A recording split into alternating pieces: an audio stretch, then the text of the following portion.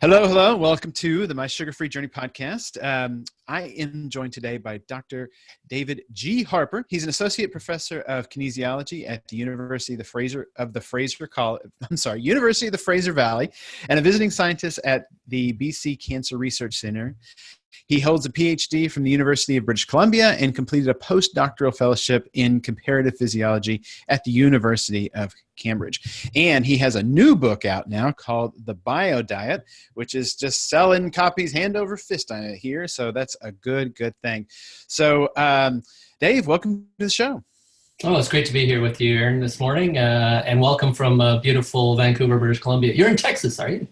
I am in Arlington, Texas, which is it's the meat in the Dallas-Fort Worth sandwich. So we're right in between Dallas-Fort Worth. Have you ever heard of the Dallas Cowboys? Our Dallas Cowboys play just down the road here.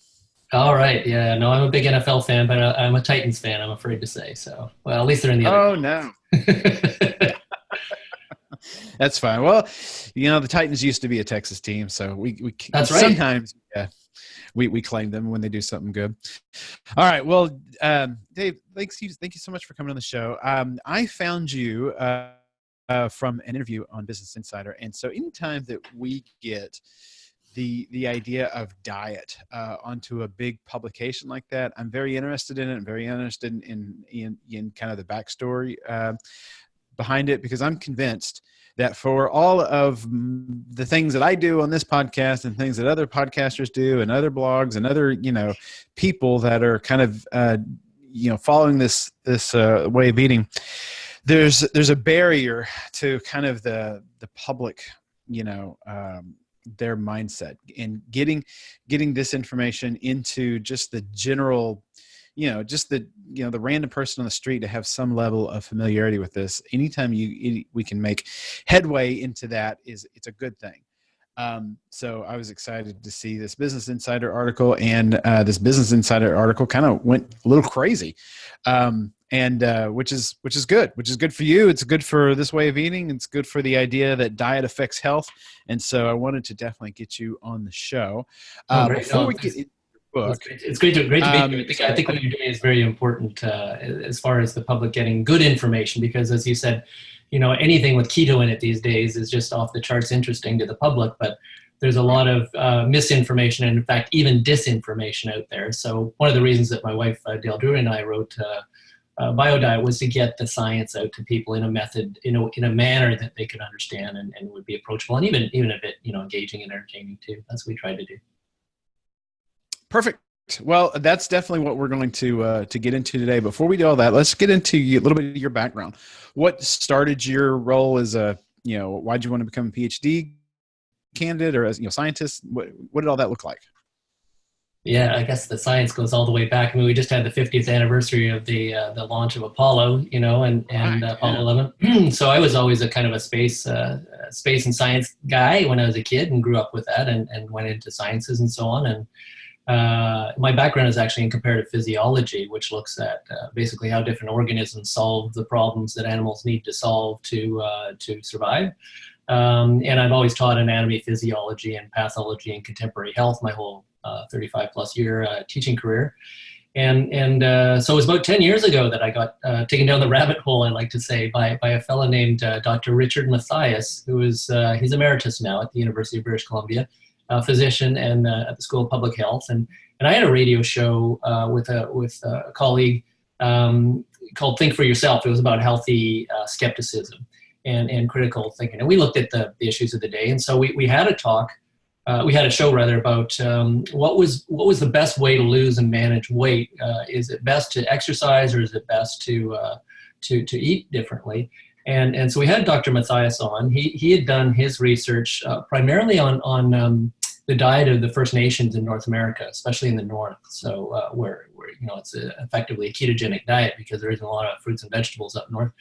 And so we started the show with the premise. I took the side that exercise would be best, and he took the side for diet. And so as we started the show, he said, why do you think people become obese? And I just, I'd been teaching what the government told us to teach and what the medical organizations told us to teach, which is that, a low fat, high carb diet with lots of whole grains and all that was the healthiest diet. And I said, obesity is a very complex, multifactorial condition that has psychosocial factors and genetic factors and metabolic factors. And he just sort of quietly listened to all this. And then he at the end, he just stopped. He said, Dave, it's much simpler than that. It's your body's physiological adaptation to excess carbohydrate in the diet. And I just, we call it radio dead air. I just couldn't say anything. My co-host kind of spoke at me in the rib, say something, Dave. And because what was happening in my head was my understanding of how the body works in my brain was saying, oh my God, could it be that simple? Is he right? And because he hadn't said that before the show or anything. And then I realized at that moment, oh my God, he is right. But it can't be that simple. They have this principle of Occam's razor, which is you look at the simple solution first before you go to the deeper ones. And so that's what I spent like 2 years researching diets and the recommended diet, the standard American diet or standard Western diet, and realized that it was not based on science at all. It was based on lobbyists. It was based on a hypothesis of Ansel Keys and so on, that high fat and cholesterol were the cause of coronary artery disease in particular. But there's never really been any good, robust science to support that. Yet we've adopted that model for the last 40 years. And so then I sort of saw what the research was saying, that the most robust, best research by the best researchers at best institutions all over the world. And it was pointing to the fact that no, in fact, a low carbohydrate, high fat diet is what we should be eating. That's a natural human diet. And that is what will help you lose weight and maintain that weight loss. And so that's, I put together all the science that I could combine into BioDIet. And that's sort of a half and half. The first half of the book tells you why ketogenic diets work in terms that I hope the lay folks can understand. And then the second half is kind of the how-to part of it. So that was the whole story. And by the way, the answer to the question about what's better, diet or exercise, and I think exercise is a wonderful thing. I'm a kinesiology professor. I think it has all kinds of health benefits. But in terms of weight loss and weight management, it's kind of an 80-20 rule, which is, mostly diet, a little bit of exercise. But as we like to say, you lose weight in the kitchen, you get fit in the gym. And as we also like to say, you can't outrun your fork. If you're eating a bad diet, it's going to be hard to lose and maintain weight loss. So that's my story, Arn. And I've heard a lot of your story. You lost 200 odd pounds. That's absolutely phenomenal. I mean, that's a story in and of itself worthy of a journal article, and I know you've been experimenting with a lot of different diets and fasting and carnivore and that sort of thing. I think that's what everybody should be doing. Is it's not one size fits all. And by the way, ketogenic diets are not for everyone. You should discuss this with your physician. But for probably 7 out of 8 people, it's going to have some benefit, especially in terms of weight loss. So having lost 200 pounds, I can tell you that the body is very, very adaptive. And that my view now at this point is that if you are morbidly obese, just changing your diet to, a low carb ketogenic diet, it doesn't even have to be ketogenic, just getting the carbs out of your diet will get you 75, 80% of the way there. Yeah. But the last 20% is really interesting to me because what I find is that my body gets resistant to anything. So any change in the experiment that I make, it works great for a couple months, and then the effects peter off, and taper off, I guess I should say. And then you have to look and see, what's the next thing you have to change. How can you rejigger? Yeah. And I think that's just because once there's just not enough research on this, because there's just not enough people who were morbidly obese and then didn't get morbidly obese and are wanting to get to, something approximating, or at least within 10% of what, a healthy body weight is. Those people are few and far between. I've had a couple of them on the show, and I can tell you the amount of work that goes into losing 200 pounds, especially when you need to lose 200 pounds and you have 250 to lose, it's that last 40, 50 pounds that gets really, really tricky. So I'm obsessed with this. I'm fascinated by it. I think that there is a lot of research that needs to be done, and there's just nobody doing it because honestly, nobody cares about the last 20%. We want to get people through the first 80%, which is good. But anyway, I tend to ramble when I when I talk about this because I'm very passionate about it. Yeah. Because I'm really, really focused on now, how do I lose the last 40 pounds? How do I get that last 40, 50 pounds off? And I'm interested in seeing exactly what my body will do. I've done tons of exercise. I've done a little exercise. I've done carnivore diet. I've done, a high fat vegetarian diet, which is terrible. Don't anybody do that. I mean, I have all due respect for people who follow that diet. That's a terrible diet. A couple other things. Longtime listeners of the podcast, know the things that I've done, all the little different experiments that I've done. So I'm totally fascinated by it. So anyway, getting back to you. So that was, what was that like as a mindset change? Because you're an exercise guy, and to have somebody tell you that exercise, and usually what I say here on this podcast is exercise has a ton of benefits. It just so happens that weight loss isn't one of them. What was that change in your mindset like? Well, it started very sudden. I think it was a real aha moment. We like to say that. I just sort of woke up and I thought that this is a paradigm shift. And I think that's what we're in the midst of, is a complete paradigm shift. You're seeing it starting to trickle into the organizations like, the American Diabetes Association now recognizing low carb and keto diets as useful for type 2 diabetes and the like. So I guess I got on that wave a little bit earlier than most. I've been doing on this journey for about 10 years. I've been keto for 7.5 years with my wife. I was not overweight. I was not unhealthy. I lost 27 pounds of body fat. I put on about 12 to 15 pounds of upper body muscle in my 50s, which they say you shouldn't be able to do, but I managed to do that, no problem. And I think you're right. I think, your journey is a great one as an example, because it is, one of the organizations I'm involved with is called the Institute for Personalized Therapeutic Nutrition. And the whole point there is no one size fits all. You really do need to do what you've been doing, Aaron, which is to experiment with different things and see what works for you. So a lot of people ask me about fasting. I talk a little bit about fasting in BioDIet, but I don't fast other than to narrow my daily window of when I eat. But some people have had great success and they say, what about fasting? I said, well, if you had great success, then it works for you. And so then go for it. But what about, can you be, as you say, vegetarian on a ketogenic diet? Yeah, you can be. And if it works for you, go for it. Or if you're just a vegan and you don't have any health problems, then why would you want to be on a ketogenic diet? Just be a vegan and be happy about it. So it's no one size fits all. But when you consider, Aaron, that 3/4 of Americans right now are either overweight or obese. These are adults over age 18. And this is CDC numbers. And about 1/3 to half of them are either type 2 diabetic or pre-diabetic. And that the estimated cost of treating just that diabetes in the United States going out to 2030, so about 10 years from now, is going to be about $600 to $800 billion a year just to treat type 2 diabetes. And so this is not just a personal thing, it's a social thing. And so I'm an advocate now. I just think that the world needs to hear and have good information about how low carb and ketogenic diets can provide benefits, help prevent chronic disease, I estimate by about 70%. But also one of the things we're investigating is how it can be used as a therapeutic to treat some of these chronic diseases. And chronic disease, I mean, cancer, cardiovascular disease, diabetes, and Alzheimer's would be the main ones. So you're a cancer expert, so we're definitely going to get into that. But before we do, I want to ask you a question. I bet you don't have a whole lot of expertise in, just because I don't have a whole lot of Canadians on this podcast. You just mentioned the financial cost of this oncoming onslaught of type 2 diabetes. Let's just narrow it down to type 2 diabetes. Yeah.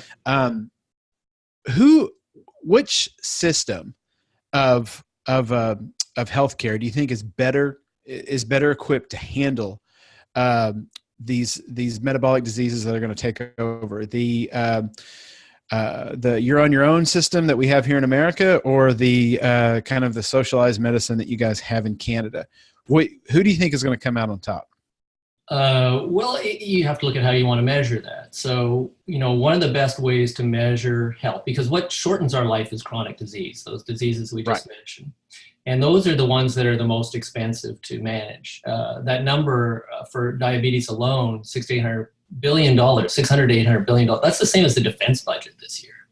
So that's a lot of cash. So basically in Canada, we have a longer lifespan, and our healthcare costs are about half. Most of our drugs are pretty well subsidized because we buy in bulk. We have, the single payer system. So that gives us more leverage with the drug companies and so on. So I'll be a bit biased and say I think we've got a better system. I think you guys should take a hard look at it. However, I also understand that healthcare in the United States is a business. And it's hard you can't just pull the plug on that business. That's the way the system works. And you can't just if people are happy with the healthcare they have now and they can afford it, that's one thing. I'm worried about people that fall through the cracks, right? So right.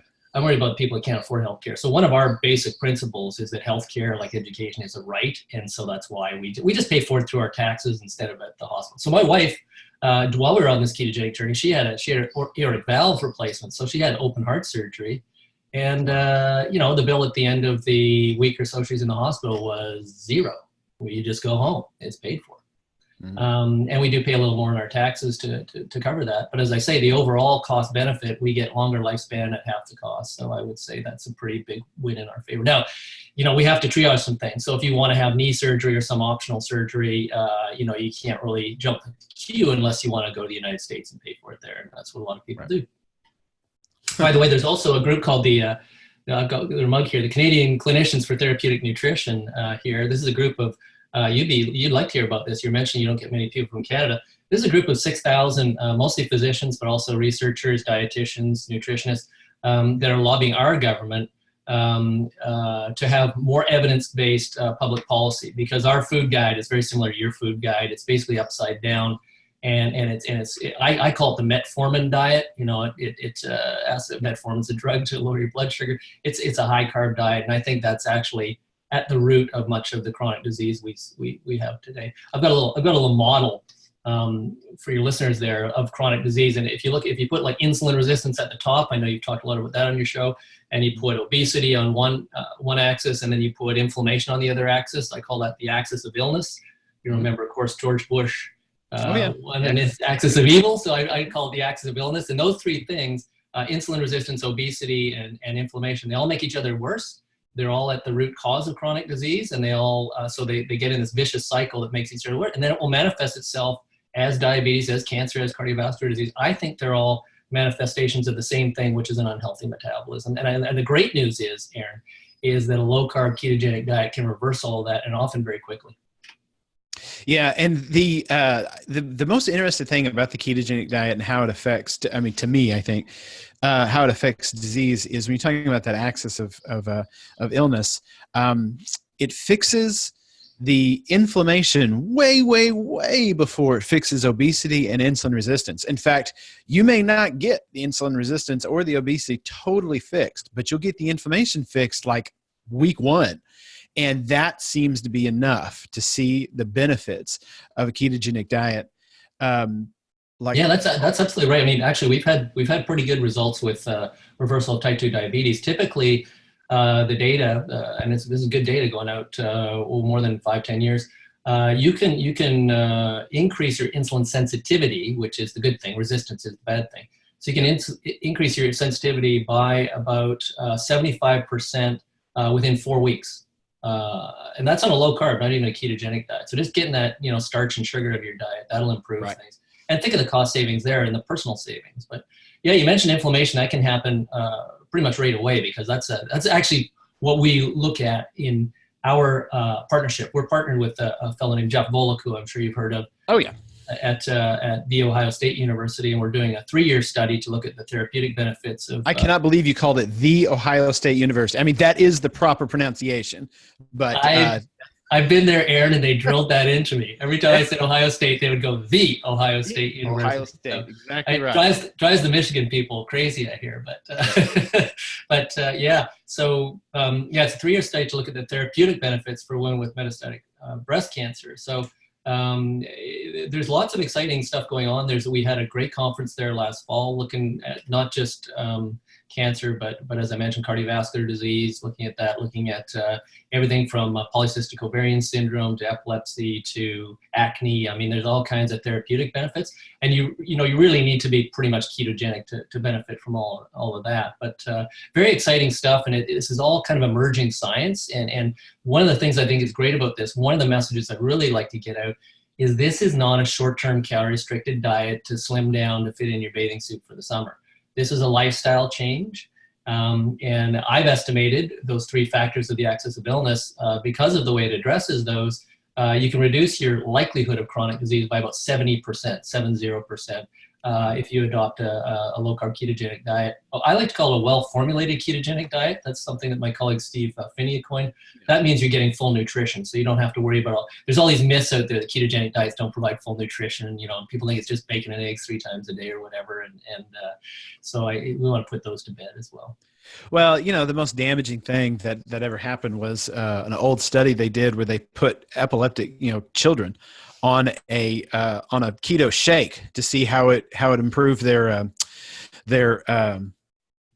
seizures, and it did great to control the seizures, but they all had selenium deficiency because there wasn't any selenium in the shake, and so this myth about the ketogenic diet causes these deficiencies started, and it's a hard one to kill, but it just came from one study of kids on a poorly formulated diet, and it's terrible. And you could do this now because now that the keto has kind of entered the mainstream, there's so many keto bars, and there's a Slim Fast keto product, and God only knows what's in these things. But I can imagine you getting all kinds of vitamin and mineral deficiencies if your diet consists of the majority of those things. Yeah, you're absolutely right. You have to, I eat real food as you do. So, yeah, real food. The only thing I eat that's processed is maybe, if you consider cheese or wine to be processed, then sure. But otherwise, it's just stuff I buy on the outside of the grocery store. Yep, absolutely. I couldn't agree enough. So there's a couple things I want to talk to you about. So I don't forget, I definitely want to talk about protein. Sure. But before I do that, I want to get into cancer. So what is you've done cancer research. Tell me a little bit about your background in cancer, the research that you've done, and then the effect that you've seen of diet on cancer. Right. So, you refer to me as cancer expert. I wouldn't say that. I haven't spent my career, not my colleagues certainly are, especially my good friend and colleague, Dr. Gerald Crystal at the BC British Columbia Cancer Research Center. He's a world-renowned expert on innate inflammation, and that's what we look at. We actually take the white cells from the samples from our patients that are in the clinical trials, and we look at their immune response. We challenge them and look at their immune response, and we use a proxy for cancer to see how those cells are talking to one another. That's the present research, and I'm involved more with the counseling of the patients involved there. That's my experiences, personal knowledge of that, and I've also done some previous studies looking at exercise and ketogenic diets combined and so on. The cancer story works like this. And again, you have to put it in that framework of the axis of illness, because those things all aggravate cancer. So obesity, correlates very strongly with particular types of cancer. Inflammation is absolutely a major component of cancer. And insulin resistance is too. And here's the sort of simple model that I present in BioDIet that I think works for most people. If you look out your back garden there, Aaron, you'll see, your grass and your flowers and all those plants that you want growing there. Think of those as your healthy cells. But if you just leave it alone, you're going to get weeds growing. Right. And think of those as the cancer cells. And we all get cancer cells, spontaneously erupting all the time. And it's our immune system's job to find those and kill them before they become a problem. So it's kind of like a weed whacker, right? So if you put that in the context of a high carbohydrate diet, one of the things we know about cancer cells through something called the Warburg effect from Otto Warburg, who won the Nobel Prize for this in the 20s, is that cancer cells don't have the same metabolic flexibility as our other body cells. They're highly dependent on carbohydrate. Right. And in fact, that's how we image cancer cells, is we feed them radioactive glucose, and because they concentrate this stuff 100 to 200 times normal, we can then see where these tumors are if they're solid tumors. So from that, you say, okay, well, if the cancer cells love carbohydrate, what does a high carbohydrate do? Well, it provides just the kind of fuel that they need to grow. On top of that, when you eat a high carb diet, as you know, you secrete a lot of insulin, and insulin we think of as just, taking sugar out of the blood into the cells, but it's also a very powerful growth factor. In fact, most of the growth factors we have identified are called insulin-like growth factors. It stimulates protein synthesis. So think of that garden now.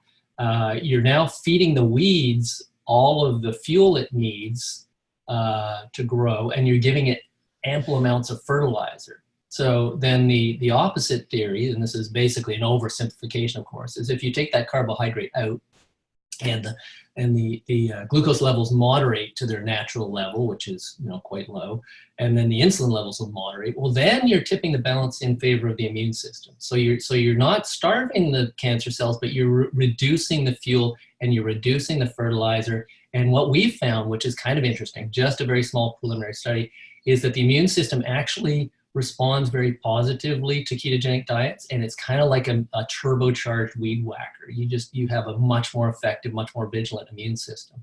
So that's just preliminary stuff, but that's the basic theory about how ketogenic diets can help with cancer. They don't it's not a cure, and anybody that's considering using a ketogenic diet, you need to tell your physician or your oncologist for sure, and you need to maintain your standard of care. We do know that that's very important, that you need to maintain your standard of care while you experiment with the ketogenic diet.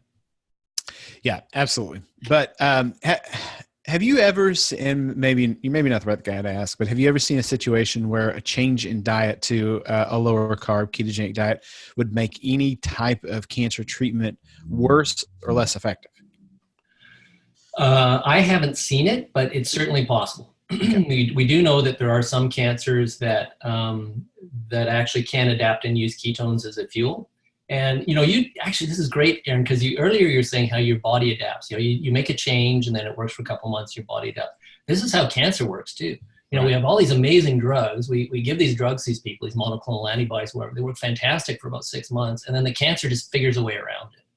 And they're very adaptable cells, right? And they have the same drive to survive as we do. So that's, it's very important. We do know, for example, that high levels of omega-3 fish oil seem to have a very good preventative effect. This is just in mouse models, a very powerful preventative effect. So this would be like probably 4 grams a day, 2 grams in the morning, 2 grams at night. But we also don't know if once you have cancer, if that fish oil might be making things worse, not better. So it is still early days. And I would say the best, we've seen some success with ketogenic diets on glioblastoma multiforme, GBMs. These are the brain tumors. We've seen some positive effects in pancreatic cancer, and now we're experimenting with breast cancer. And I'm not the principal investigator, so I can't really comment on that, other than to say the preliminary results are universally positive. So you talk about the beneficial effects of omega-3 oils. It's always made sense to me that we talk about our evolutionary roots, that we came out of the trees, eating and hunting, and it was that carnivorous diet that made us more human. Well, before that, we came out of the ocean and we were eating other sea life. It would seem like things that come from the ocean would have a much more beneficial, because that's closer to our evolutionary roots than even meat does. Not that I really like fish, and I would prefer that to not be true, but it would make sense that some kind of fish oil, some kind of omega-3 oil would be just as, if not as beneficial, or more beneficial to us. Sorry about that. Yeah. I always forget to turn this off. Yeah, well, you make a very good point. Fish is generally pretty good for you. The mercury levels and so on aside, but if you look at your blood, for example, to support your argument, Aaron, you take all the proteins and all the cells out of it, and you're basically looking at seawater. So What we've done is we've taken that seawater with us, and we just recirculate it around in our system. And that's one of the things about ketogenic diets is so important. As we know, seawater is salty, and it's got that magnesium, potassium, calcium, all that. We need to make sure we get that on the ketogenic diet. So I'm very important to get the salts right and look at supplementation, especially magnesium. We focus a lot on things like vitamin C, but magnesium is way more important for you than vitamin C is, and it's a lot harder to get. But the omega thing is, usually a humanist, this guy named Bob Gibson in Australia, says that the ratio should be about 2-to-1 of omega-6 to omega-3. The average, North American, Australian, Canadian, whatever, is probably 20-to-1, maybe 30-to-1, and all that other omega-6, it's pro-inflammatory. So again, put that in that axis of illness, and you're gonna stimulate chronic disease. So you got to get those damn seed oils out of our diet. Absolutely. They're highly processed, they're highly inflammatory, and they're full of omega. And anywhere you can get omega-3. Now you get lots of omega-3 even in beef if it's grass-fed, grass-raised beef. I'm a big fan of grass-fed butter. I can eat that stuff like cheese, and that's got lots of omega-3s, as does the fish oil. So there may be other things in the fish oil as well that are beneficial, I'm sure, but the omega-3s seem to be very, very important. Okay. The level of protein in a ketogenic diet, what are your views on that? It's a good point because, some of the other diets, and there's a lot of confusion between low carb and ketogenic. So you have to be very low carb to actually, produce the ketones in sufficient amounts. Right. And a lot of these other low carb diets, they're high, like the South Beach diet or even the early Atkins diet, were very high protein. And there is no identified upper health limit for protein in your diet. However, it does provide an increased burden on your liver and your kidneys if you're getting too high because it has to deaminate those amino acids, and that creates a burden. So, that can create some problems. The other thing is that once you get past Dr. Crystal says 35% is the upper limit. I say about 25% is a more reasonable one because in that gap there, you start to stimulate gluconeogenesis from the excess protein. So in other words, once your protein levels get a bit too high, you're going to start producing sugar just like you've eaten it. It'll be produced in your kidneys and your liver. We always think gluconeogenesis, that's making new glucose, that's what that means. It happens in the liver, but about a good third of that happens in the kidneys too. They contribute to that as well. I didn't know that. So kidneys are really important in controlling blood pressure and a number of different things. So yeah, I think 25% is what I say is a good upper limit, but you're not going to hurt yourself, on a daily basis if you have a little bit too much. Do you think gluconeogenesis is demand driven or supply driven? Like, does it trigger because you ate too much protein or because you need it? Both. Okay. Yeah. So on a ketogenic diet where you're not consuming really any carbohydrate, then it's demand driven. So the gluconeogenesis, and it will use it uses amino acids. It can use the glycerol from fatty acid from the triglycerides, lactic acid, a whole bunch of other things. To produce that ad libitum, as we say, sort of in the medical world, which means as needed. But if you do force too much protein on the system, that's how your body deals with that. In the same way that your body deals with too much sugar in the blood by putting it in adipose tissue. So it's just a way of getting rid of that excess protein. You just mentioned something that I don't think I've ever had someone on here that could talk about. You mentioned the triglycerides. A triglyceride is broken down. You've got a glycerol backbone. You've got 3 fatty acids that come off of it. That once that triglyceride is broken down, what happens to that glycerol? Is that just regular blood sugar? No, the glycerol is actually it's just a 3 carbon compound. It's more like an alcohol, so it just gets metabolized in your liver. And one of the things, what really likes it is the heart will burn it. The heart's really, really dynamic in its metabolic flexibility. It'll eat up glycerol, lactic acid, anything else in the system. But it's just a little 3 carbon compound that can be converted into all kinds of different things. But one of the things that you can do is use that glycerol to make blood sugar if you need to. Okay. All right. So you're the exercise guy. You've said that when you're trying to lose weight, it's 80% diet, 20% exercise. But that 20% that is exercise, what do we need to be doing? Is it stretching? Is it running? Is it weightlifting? I mean, how do we get the most bang from half an hour of exercise every other day? Yeah. Well, what do you do, Aaron? What's your favorite exercise? I love my kettlebell. So I do 10 minutes I've got a little yoga video that I go and a little 10-minute of stretching because if I don't stretch, I pull a muscle like immediately. Yep. And then I throw my kettlebell around. I really enjoy that. Yeah, and that's important. So when we talk about, I don't like to be I like to be the the keto guy rather than the exercise guy in my department anyway, the nutrition guy. But I don't actually even teach nutrition because I couldn't teach what they want me to. So, but no, I think just walking, man. There's a study out just the other day that showed that you can really address insulin resistance. Just 20 minutes a day of walking is fine. So here's the thing. If you think of insulin, all the things it does, one of the things it does is it's kind of like a traffic cop. So if you've just eaten a meal that has an appreciable amount of carbohydrate in it, and then you sit down, like we're doing now, sitting down talking on the computer, the insulin will then say, okay, we're not working right now, so let's put that new sugar we've just taken in the system into the adipose tissue. On the other hand, if you go out and have a little walk around the block, even a little short 5-minute walk around the block after your meals, the Italians call this passeggiata, which is, I mentioned that in BioDIet, it just means a stroll. If you go out and just have a little walk just after you eat, then the insulin signal changes. The cop changes direction. Instead of pointing to the left, he points to the right, or she points to the right. And it says, no, send that glucose into the muscle cells and burn them, and keep doing that. So you've talked a lot on your show about the importance of hormone balance, leptin and ghrelin, and insulin's another one, and cortisol's another one. The insulin is a really, really important hormone in this effect. So I think it's not just how much exercise you're getting, but when you do it. On the other hand, as you were saying, you do need to exercise, especially as we're getting older, to maintain that, the bone density, to maintain the muscle efficiency and power, to prevent falls and breaks, and to prevent injury, and just all the stuff that kind of affects you as you age. That's one of the things that's cool about ketogenic diets, because it's anti-inflammatory. So if you look at those 3 aspects of the axis of illness, how do you know you have those? Well, obesity is easy. You can look in a mirror and get on a scale. Inflammation is actually easy, and you mentioned it, is you just stop hurting. Like within a day or two, you stop. And when you think of that hurting in your muscles and joints, that's from inflammation. That same inflammation is inflaming your blood vessels, and that's what's going to lead to cardiovascular disease. Not fat in your diet, not cholesterol in your diet, but inflammation in your blood vessels. And that comes from a high-carb diet, amongst other things, like smoking.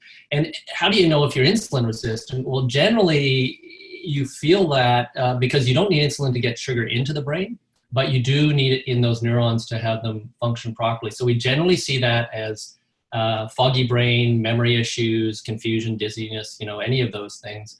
That's how you know you're insulin resistant. And remember, if you're feeling any of those things, so if you've got foggy brain and you're putting on a little weight and you're starting to hurt, you've got all 3 components of the axis of illness making each other worse, and you will eventually get cancer, cardiovascular disease, diabetes, Alzheimer's. And the correlation of Alzheimer's with diabetes is, you're 2 or 3 times more likely to have Alzheimer's if you have diabetes. Why? Because it's the same disease manifesting itself in a different way. It's just insulin resistance of the brain is really what Alzheimer's is, in my mind. Okay, so we're talking to Dr. David G Harper about his new book, BioDIet. So let's get into the book a little bit. What caused you to want to write a book? I as an advocate, I guess, I just been helping so many people and seeing these amazing results, having their physicians call me and say, what have you done with my patient? Going, what do you mean? And they go, well, they've lost 35 pounds and they don't need their metformin anymore. What are you doing? And I said, well, I just told them to stop eating sugar and starch. But as an advocate for change in policy, change in public policy, and by the way, I know in the United States, I keep in touch with Nina Teicholz and her Nutrition Coalition. I'm very supportive of their efforts. I know you're coming out with a new food guide next year.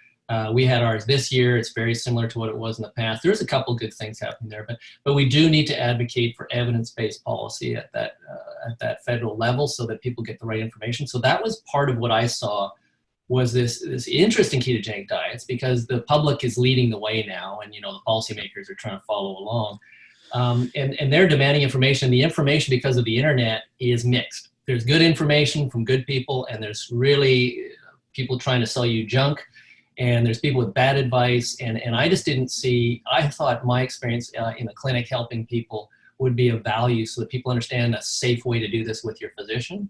But also, as an educator, I thought what's missing in a lot of the books out there, because most of the books out there are by physicians who, by the way, get 5 to 8 hours of training in nutrition in their medical training. So almost they're they're experts on health and medicine, but certainly not nutrition. Or they're fitness people who kind of have glommed onto this and they have their own ideas about it. But I didn't see anybody who was an educator and a researcher who could actually explain to people why we need to do a low-carb ketogenic diet for most of us, and how it actually works. So like the analogy I've given you for how it works for cancer, that's the kind of way the book is written, so it helps people really understand how they can benefit. So that's what I did, and it's been a great success so far. We sold out 40 weeks of books in one day. a couple of weeks ago, and we reprinted a couple of times. And the problem is all the printers are all busy right now, but it's been great. And I get lots of our website, by the way, is biodiet.org. And you can just fire me an email for any of your listeners if you've heard the show. And we're my wife and I are working. Dale Drury, she's the co-author. We're working every day to try and keep up with the email interest we've had, which is growing. So it's a challenge, but we'll try and get back to you within a day or two if you send us an email.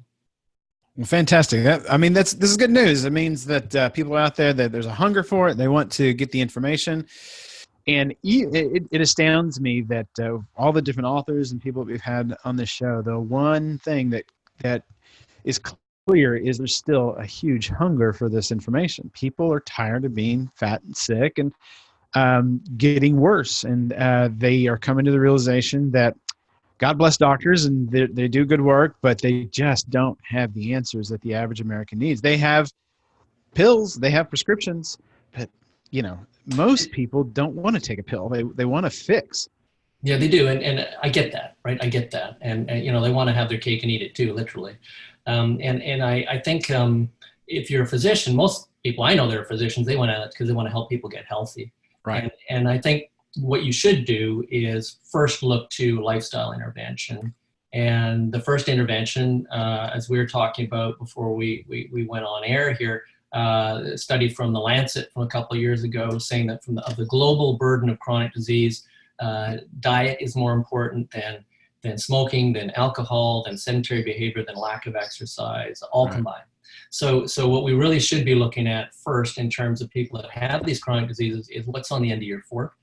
And I think we can help tremendously. I've met so many physicians that are so excited about this. I went across Canada on a tour, and I've been doing a lot of podcasts and virtual touring in the States. These physicians keep saying, wow, this is just great. You've given me something where I can not just help people manage disease, because we don't really have in the US or Canada a healthcare system. We have a disease management system, right? And so rather than just giving drugs to help manage this disease, we can actually help people reverse disease, and we can help them prevent disease. And this is very exciting for most physicians. And I just think it's something that we need to retrain. We need to look at how we're training physicians in medical school, and we need to retrain physicians now. There's an article in our national paper here. We're having a debate in Canada about our food guide, because we're in an election year. We actually have an election in October. You guys are in your perpetual election cycle, but food comes up once in a while. And so there's this guy who wrote this a response to an article in the newspaper, and he basically was spouting Ansel Keys and how we have this solution to if people just ate the diet that Ansel Keys said, we'd have no problems. And I just thought, we got to stop doing that, because it was Max Planck that said science progresses one funeral at a time, and those old ways of thinking about nutrition, that's 50 years old now. Mm-hmm. We have a lot more new information that shows that model is not valid. And in science, good science dictates that you must reject that model and accept a new model on the basis of the evidence. That's what I had to do, Aaron.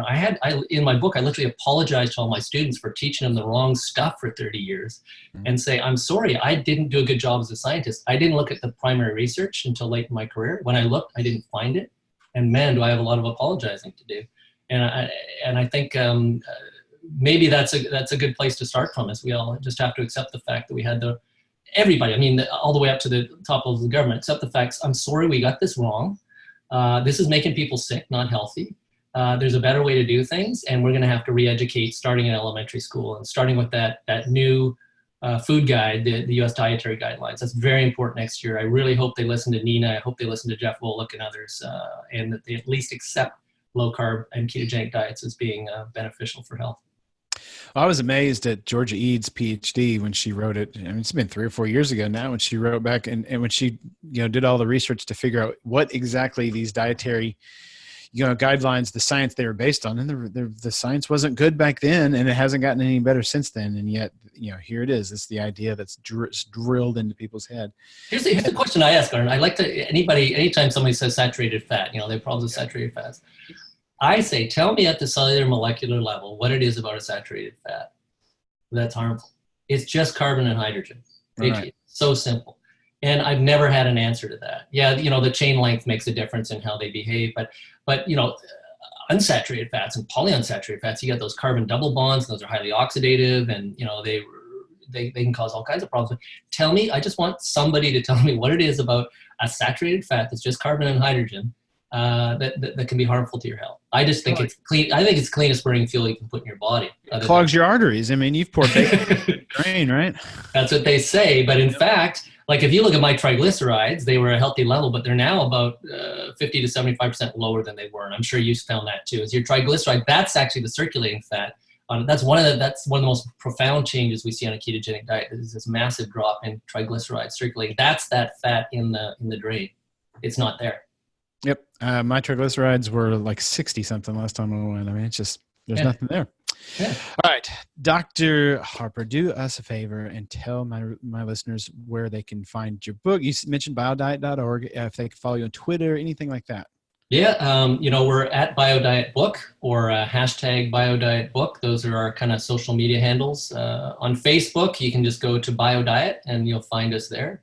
The website is biodiet.org, and there's an info@biodiet.org if you want to pop us an email. I'd be happy to do that. The book is available at bookstores throughout the United States and Canada right now. You can even order it internationally.